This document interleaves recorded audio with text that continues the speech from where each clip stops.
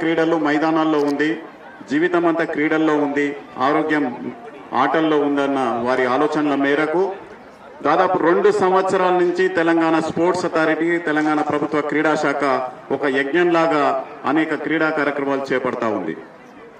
అదే మీకు ఒక విషయం చెప్పాలి, మన గౌరవ మంత్రి గారు క్రీడా శాఖ మంత్రిగా బాధ్యతలు చేపట్టిన మొట్టమొదటి క్యాబినెట్లోనే స్పోర్ట్స్ పాలసీ, తెలంగాణ నూతన క్రీడా విధానం ఒకటి ఏర్పాటైంది. ఆయన క్యాబినెట్ మంత్రిగా అయిన మొట్టమొదటి క్యాబినెట్ సమావేశంలోనే. మీరు చప్పట్లు కొట్టాలి.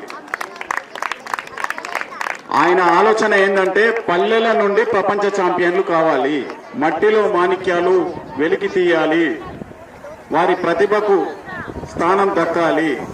ఈ గ్రౌండ్లో కాదు, గచ్చిబౌలి వేదికగా ఈ పల్లెల నుంచి వచ్చిన క్రీడాకారులు ప్రపంచ స్థాయికి ఎదిగే విధంగా ప్రపంచ స్థాయి క్రీడా మైదానాల్లో మన పిల్లలు ఆడాలి అన్న వారి సంకల్పం మేరకు జరుగుతున్న కార్యక్రమమే సీఎం కప్.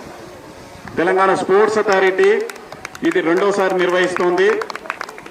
పల్లెల నుంచి అంటే గ్రామ స్థాయి, మండల స్థాయి, ఇప్పుడు జరుగుతున్న నియోజకవర్గ స్థాయి, తర్వాత జిల్లా స్థాయి, తర్వాత రాష్ట్ర స్థాయి, 5 అంచెల్లో దాదాపు 4 లక్షల మంది మీలాంటి విద్యార్థులు 4 లక్షల మంది ఆన్లైన్ లో రిజిస్ట్రేషన్ చేసుకున్నారు.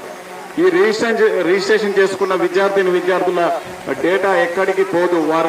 వారిని సంక్షిప్తం చేసి నిక్షిప్తం చేసి ఎక్కడ రేపు ఏ మారుమూలగా ఎక్కడ పోటీలు జరిగినా వారికి సమాచారం అందించే విధంగా సాంకేతిక సమాచారం అందించే వ్యవస్థను తెలంగాణ స్పోర్ట్స్ అథారిటీ క్రియేట్ చేసింది.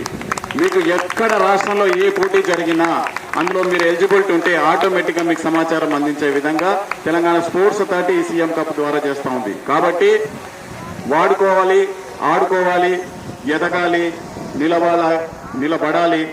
జీవితంలో అన్నిట్లలో రాణించాలంటే, మీరు చదువులో రాణించాలంటే కూడా ఆటల్లో పాటల్లో ముందుండాలన్న తెలంగాణ ప్రభుత్వ ఆలోచనలు మీరు ముందు తీసుకెళ్ళాలి. ఒక్కసారి ఇంతకుముందు చెప్పినట్టు ఒక్క స్లోగన్ చెప్పేస్తే నేను కూర్చుంటాను.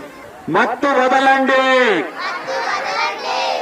మత్తు వదలండి అంటే మైదానాలకు తరలండి, మైదానాలకు తరలండి, ఆటలు ఆడండి, ఆరోగ్యంగా ఉండండి.